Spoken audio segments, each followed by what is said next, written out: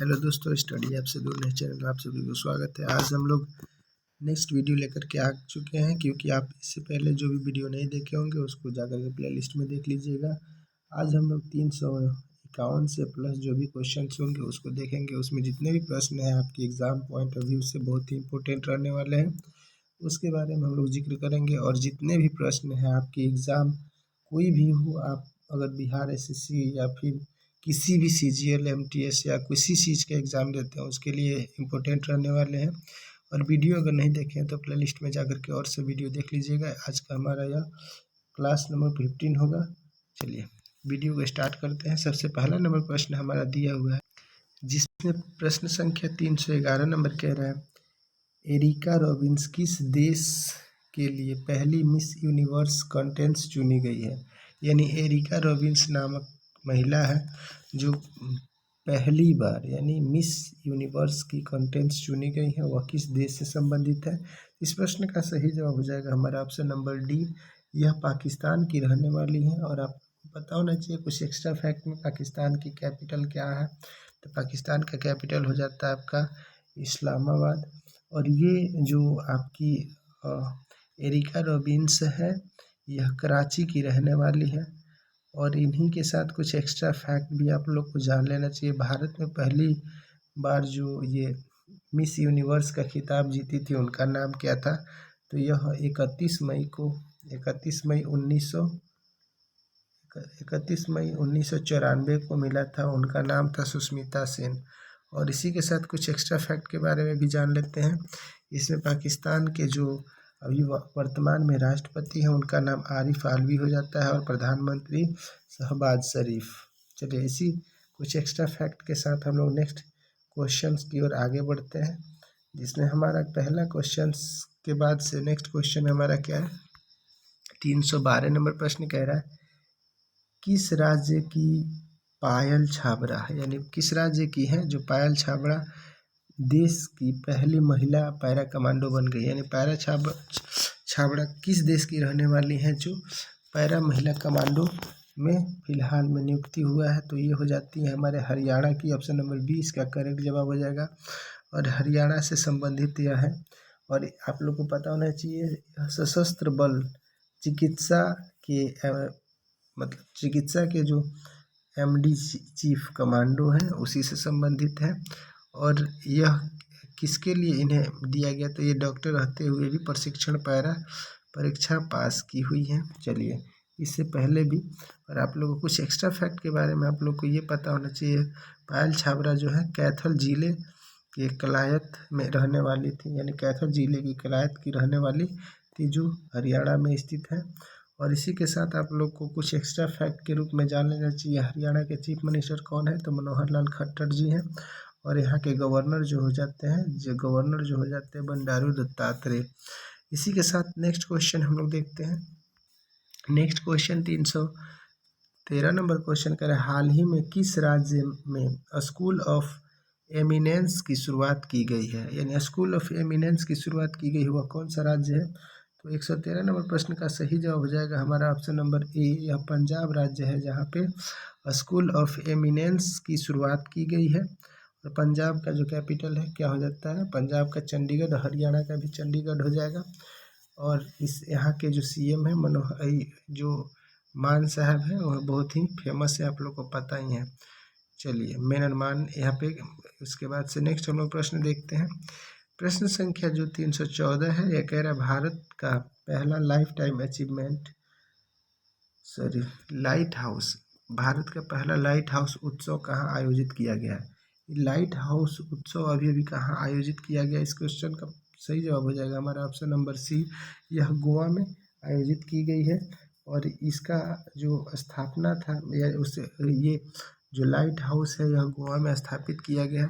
और इसी से कुछ एक्स्ट्रा फैक्ट आप लोग का निकल के आता है कि क्वेश्चन पूछेगा गोवा का स्थापना दिवस कब मनाया जाता है। तो ये हो जाता है 19 दिसंबर। और यह आज़ादी इसको मिला था, यह पुर्तगाल के अधीन से स्वतंत्र हुआ था 1961। यानी 19 दिसंबर 1961 को यह पूर्ण स्व राज्य के रूप में यह अपने सत्ता पे आया था। और यह लगभग पुर्तगालियों के कब्जे में लगभग 450 वर्षों के बाद यह आज़ादी इसको मिली थी। और इसी के साथ कुछ एक्स्ट्रा फैक्ट आप लोग का हो जाएगा। सीएम यहाँ के यानी गोवा के सीएम जो है इनका नाम हो जाता है प्रमोद सावंत, और गवर्नर जो हो जाते हैं उनका नाम पड़ जाता है RS श्रीधरन पिल्लई, यानी यहाँ के गवर्नर हो जाते हैं। PS श्रीधरन पिल्लई जो है यहाँ के गवर्नर हो जाते हैं। नेक्स्ट प्रश्न हम लोग देखते हैं कि भारत की पहली सोलर सिटी कौन बनी है। सोलर सिटी बनने वाली भारत की वह कौन सी सिटी है। 315 नंबर क्वेश्चन का सही जवाब हो जाएगा, यह हो जाता है सांची।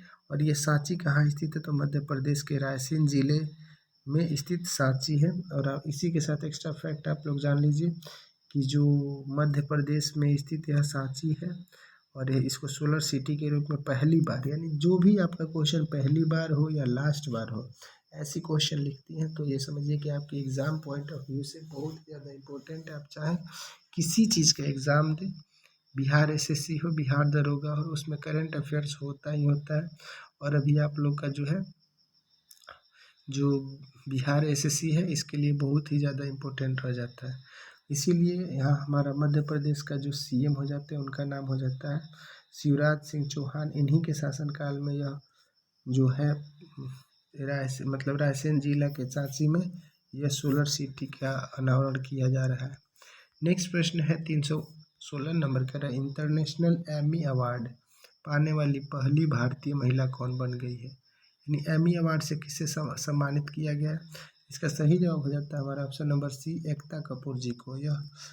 यह बहुत ही फेमस एक्ट्रेस है और ये मॉडल भी हैं। इन्हीं को यह एमी अवार्ड से सम्मानित किया गया, इसीलिए इस प्रश्न का सही जवाब हो जाएगा ऑप्शन नंबर C।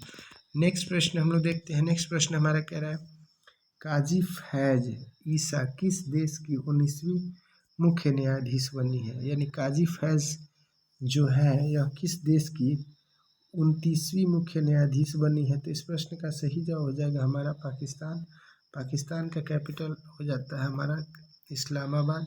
और इसी के साथ यहाँ के जो राष्ट्रपति हो जाते हैं आरिफ आलवी जी हो जाते हैं, यानी आरिफ आलवी जी हो जाते हैं। और यहाँ के प्रधानमंत्री शहबाज शरीफ हो जाते हैं। अभी फ़िलहाल ही पाकिस्तान की एक मिस यूनिवर्स कंटेस्ट के लिए चुनी गई है। आप लोग इसके पहले प्रश्न में पढ़े हैं, इसीलिए उसका नाम कमेंट में ज़रूर कीजिएगा वो किन्हें कौन वह महिला थी जिसे पाकिस्तान की पहली मिस यूनिवर्स कंटेस्ट के लिए चुना गया है। नेक्स्ट प्रश्न हमारा है 318 नंबर कह रहा है किस भारतीय एयरलाइंस ने प्रोजेक्ट अभिनंदन की शुरुआत की है। यानी प्रोजेक्ट अभिनंदन की शुरुआत करने वाली वह कौन सी भारतीय एयरलाइंस बन गया है। तो इस प्रश्न का सही जवाब हमारा हो जाएगा ऑप्शन नंबर B, यानी एयर इंडिया ने अभी प्रोजेक्ट अभिनंदन में शामिल होकर के यह पहल शुरू किया है। यानी प्रोजेक्ट अभिनंदन में यह शुरू करके यह पहल शुरू किया है। तो इस प्रश्न का सही जवाब हमारा ऑप्शन हो जाएगा B। और इसमें यात्रियों को यात्रा करने और उसके देखभाल और मतलब जो उनका जो यात्रा होता है सुखमय हो, सफल हो, यानी जो ट्रैवल एक्सपीरियंस है उसी में बदलाव किया गया है, ताकि जो भी यात्रीगण होंगे उन्हें किसी भी प्रकार की असुविधाओं का सामना नहीं करना पड़े। नेक्स्ट प्रश्न है हमारा कह रहा है किस देश ने आधिकारिक तौर पर रूस के वैगनर ग्रुप को आतंकवादी संगठित घोषित किया है। यानी जो रूस का वैगनर ग्रुप है उसको आतंकवादी संगठन के रूप में घोषित करने वाला कौन सा देश बन गया है। तो ये हो जाता है ऑप्शन नंबर D, यह ब्रिटेन हो जाता है। और आपसे क्वेश्चन एक्स्ट्रा फैक्ट के रूप में भी पूछ सकता है कि रूस के वैगनर जिले को यह आतंकवादी घोषित किया गया है। तो उसी प्रकार से आपसे क्वेश्चन ये भी पूछ सकता है कि जो ब्रिटेन है वहाँ के PM कौन है, वहाँ PM नहीं होता, प्रेसिडेंट कौन है, यानी राष्ट्रपति कौन होंगे। तो राष्ट्रपति के रूप में हो जाते हैं हमारे भारतीय मूल के व्यक्ति हैं, राष्ट्रपति के रूप में यहाँ हमारा इस प्रश्न का सबसे पहले तो हम लोग जान लेते हैं रूस के जो प्रधानमंत्री कौन, रूस के जो होते हैं प्राइम मिनिस्टर यानी राष्ट्रपति, उनका नाम हो जाता है व्लादिमीर पुतिन। और वहीं ब्रिटेन का जो PM हो जाएंगे यानी प्रधानमंत्री, ब्रिटेन का प्रधानमंत्री हो जाते हैं वो भारतीय मूल के व्यक्ति हैं, ऋषि सुनक। ऋषि सुनक जो हो जाते हैं भारतीय मूल के, ब्रिटेन के हमें मतलब क्या है, प्राइम मिनिस्टर हैं, प्रधानमंत्री हैं, इसीलिए यह बहुत ज़्यादा इम्पोर्टेंट रह जाते हैं। इस प्रश्न के साथ एक्स्ट्रा फैक्ट यही है। नेक्स्ट प्रश्न हम लोग देखते हैं। नेक्स्ट प्रश्न हमारा कह रहा है 320 नंबर क्वेश्चन है, किस रोग से पीड़ित मरीजों के लिए प्रतिवर्ष 22 दिसंबर को दुनिया भर में विश्व गुलाब दिवस मनाया जाता है। विश्व गुलाब दिवस के रूप में किस मरीज से पीड़ित लोगों के लिए मनाया जाता है? तो ये हो जाता है कैंसर से, यानी कैंसर के मरीजों को थोड़ी पल की खुशी के लिए यह गुलाब दिवस के रूप में मनाया जाता है, ताकि उनका जीवन में कुछ खुशी आ सके। यह पहल उन्हीं के खुशहाली के लिए यह चलाई गई है। नेक्स्ट प्रश्न हमारा देखते हैं। प्रश्न संख्या 321 नंबर कह रहा है कि 21 सितंबर 2023 को दुनिया भर में मनाए गए विश्व अल्जाइमर दिवस की थीम क्या रखी गई थी? यानी विश्व अल्जाइमर दिवस जो था उसका क्या थीम रखा गया था? इसका क्वेश्चन का सही जवाब हो जाएगा हमारा option number C, never too easily never too late. यानी नेबर टू, ना ही ज़्यादा आसान है और ना ही ज़्यादा क्या है, देर है। इस क्वेश्चन का यही जवाब हो जाएगा हमारा option number C, never too easily never too late. यानी दुनिया भर में यह विश्व अल्जाइमर दिवस के रूप में यह थीम रखा गया था। नेक्स्ट प्रश्न हमारा है, कह रहा है किस महिला क्रिकेटर को अगस्त 2023 के लिए ICC player of the month से सम्मानित किया? यानी ICC player of the month के साथ किसे सम्मानित किया गया है? तो यह सबसे पहले तो आप लोग ये देख लीजिए कि आईसीसी का फुल फॉर्म क्या होता है। यानी इस प्रश्न में आपका आया हुआ है आईसीसी, तो आईसीसी का फुल फॉर्म हो जाता है आई फॉर इंटरनेशनल, और सी फॉर हो जाता है क्रिकेट, और एक और सी है, इसका मतलब होता है काउंसिल, यानी इंटरनेशनल क्रिकेट काउंसिल। और इसकी स्थापना कब की गई थी? तो 15 जून 1909 में। यानी यह बोर्ड का स्थापना कब किया गया था? 15 जून 1909 को इस बोर्ड की स्थापना की गई थी। और इस प्रश्न का सही जवाब हमारा हो जाता है ऑप्शन नंबर बी, यह आर्लिन केली जो है आयरलैंड की प्लेयर है। इन्होंने गेंदबाजी के साथ नीदरलैंड के खिलाफ बेहतरीन प्रदर्शन के साथ प्लेयर ऑफ द मंथ 2023 से सम्मान का अधिकार प्राप्त कर लिए हैं। नेक्स्ट प्रश्न हम लोग देखते हैं। नेक्स्ट प्रश्न हमारा दिया हुआ है, किस राज्य केंद्र शासित प्रदेश में स्थित उधमपुर रेलवे स्टेशन का नाम बदलकर शहीद कैप्टन तुषार महाराजन रेलवे स्टेशन रखा गया है? यानी 223 नंबर प्रश्न का सही जवाब हमारा हो जाएगा ऑप्शन नंबर ए, यह जम्मू कश्मीर में स्थित उधम रेलवे स्टेशन था। इनका अभी फिलहाल में नाम बदल करके कैप्टन तुषार महाजन रेलवे स्टेशन रख दिया गया है। तो इसीलिए यह क्वेश्चन हमारे लिए बहुत ज़्यादा इम्पोर्टेंट हो जाता है। तो अब एक एक्स्ट्रा फैक्ट ये पूछ सकता है कि राज्यपाल, यानी जो जम्मू कश्मीर के राज्यपाल हैं उनका नाम क्या हो जाता है? तो ये मनोज सिन्हा जी हो जाते हैं। यानी मनोज सिन्हा जी यहाँ के उप डिप्टी चीफ मिनिस्टर है, यानी उप राज्यपाल के रूप में कार्यरत हैं, सिन्हा जी हो जाते हैं इसका सही जवाब।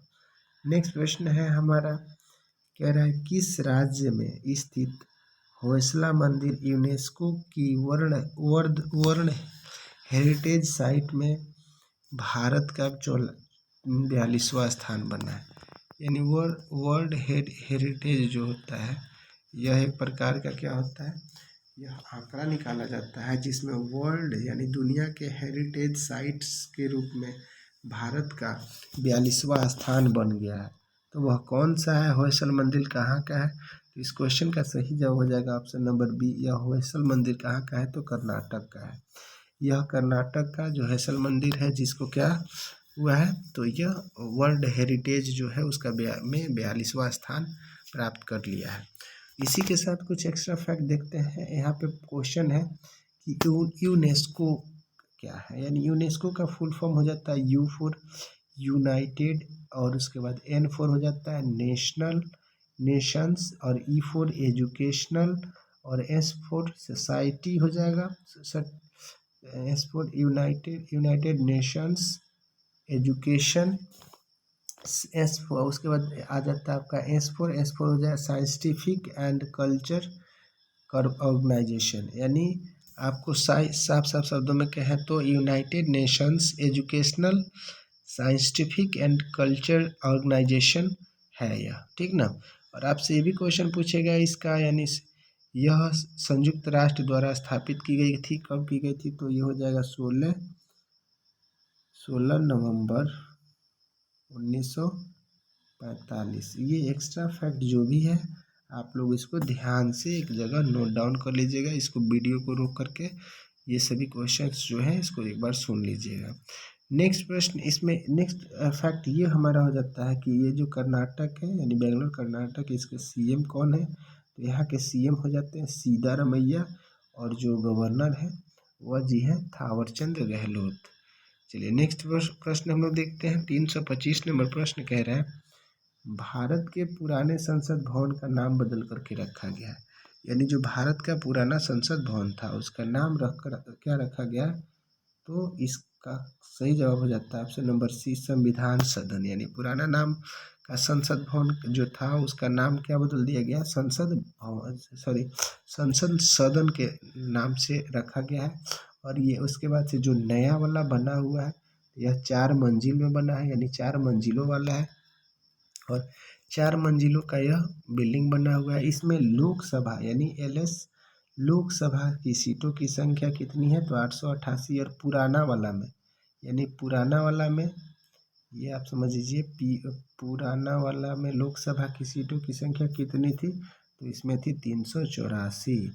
और राज्यसभा की सीटों की संख्या के बारे में बात करें तो पुराने वाला में राज्यसभा की संख्या इसमें हमने आपको बताया है लोकसभा में सीटों की संख्या 888 थी नए वाला में, और जो पुराना वाला था उसमें कितनी थी लोकसभा में, तो 543, और नया वाला में राज्यसभा का जो सीट है राज्यसभा का सीट जो है 384 है। और संयुक्त अधिवेशन और दूसरी और पूछेगा आपसे कि नया वाला पुराना वाला में राज्यसभा में सीटों की संख्या कितनी थी, तो 250, यानी 245 से 50 आप कर सकते हैं। और उसके बाद संयुक्त अधिवेशन का अगर जिक्र करें तो यहाँ आप लोग करिएगा 1272 सही हो जाएगा, यानी संयुक्त अधिवेशन जब भी किसी विवाद जैसी स्थिति उत्पन्न होती है तो उसमें संयुक्त अधिवेशन बुलाया जाता है, और उसमें सीटों की संख्या लगभग कितनी है 1272। 326 नंबर प्रश्न कह रहा है किस भारतीय स्थल को हाल ही में यूनेस्को के वर्ल्ड हेरिटेज साइट में यूनेस्को का भी जिक्र किए हैं, United Nations Educational Scientific and Culture Organization, यानी यूनेस्को के वर्ल्ड हेरिटेज साइट में शामिल होने किया गया है। तो यह किसे शामिल किया गया है, तो ये हो जाता है आपका शांति निकेतन जो है शांति निकेतन पश्चिम बंगाल में स्थित है, और इसका जो अनावरण किया गया था स्थापना किया गया था देवेंद्रनाथ टैगोर के द्वारा किया गया था। तो इसी को अभी फिलहाल यूनेस्को हेरिटेज साइट में शामिल कर लिया गया है। चलिए नेक्स्ट प्रश्न है 327 नंबर कह रहा है 17 दिसंबर 2023 से केंद्र सरकार ने कारीगरों और शिल्पकारों और मजदूरों को ऋण देने के लिए किस योजना को शुरू किया है, यानी यह ऋण देने का योजना जो शुरू किया है यह PM विश्वकर्मा योजना के तहत करेगी, यानी ऑप्शन नंबर बी इसका करेक्ट जवाब हो जाएगा, यानी PM विश्वकर्मा योजना के तहत यह योजना शुरू की गई है, तो इसीलिए इस क्वेश्चन का सही जवाब हमारा हो जाएगा option number B. Narendra Modi ने अपने जन्मदिन पर यह जो योजना है चलाई है, यानी 17 सितंबर, चलिए 17 सितंबर से इसको अनावरण लागू किया गया है। अगला है हमारा पुरुष एशिया कप 2023 का खिताब किसने जीता, यानी पुरुष एशिया कप जो हुआ है इसमें अपना प्यारा भारत का जीत हुआ है, यानी अपना प्यारा देश भारत का जीत हुआ है, और इसमें जो उप विजेता टीम रही है उसका हो जाता है यानी श्रीलंका हो जाता है उप विजेता के रूप में यह था।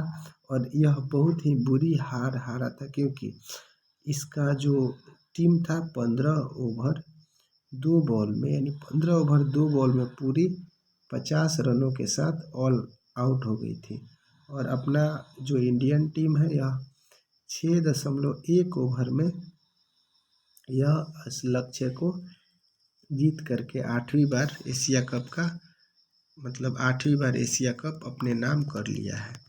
चलिए नेक्स्ट प्रश्न हम लोग देखते हैं। नेक्स्ट प्रश्न हमारा कह रहा है कि 15 सितंबर 2023 को दुनिया भर में मनाए गए अंतर्राष्ट्रीय लोकतंत्र दिवस की क्या थीम थी, यानी लोकतंत्र दिवस जो था, डेमोक्रेटिक डे था, उसका क्या थीम रखा गया था। तो इस प्रश्न का सही जवाब हो जाएगा हमारा option number B, empowering the next generation. यानी एम्पावरिंग जो है नेक्स्ट जनरेशन, यानी आने वाला जनरेशन के लिए कुछ एक्स्ट्रा पावर का निर्माण करना। ऑप्शन नंबर बी इसका करेक्ट जवाब हो जाएगा। अगला है 330 number question, one day Asia cup में सर्वाधिक विकेट लेने वाले भारतीय गेंदबाज कौन बन गए हैं।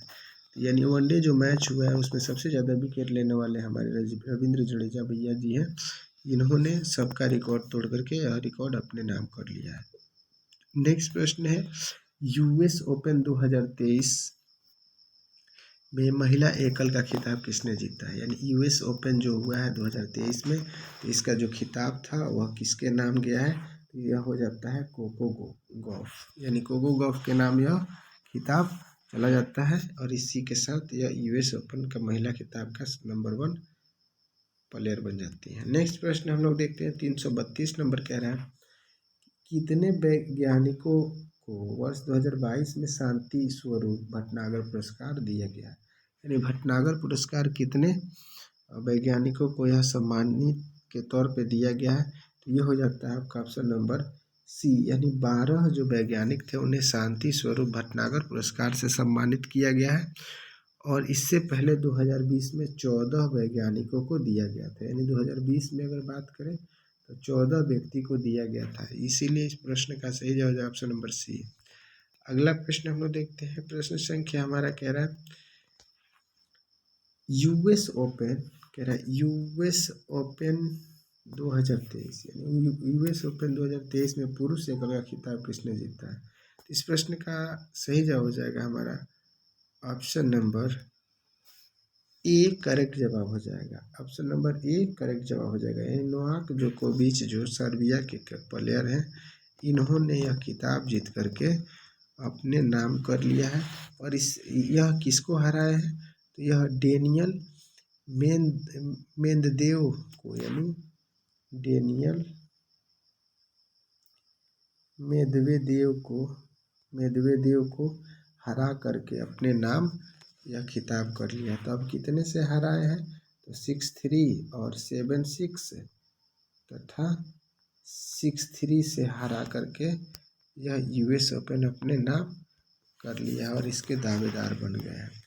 चलिए नेक्स्ट प्रश्न हम लोग देखते हैं। इसमें कुछ एक प्रश्न, एक लास्ट प्रश्न बचा हुआ है और इसको आप लोगों को खुद कमेंट में बताना है।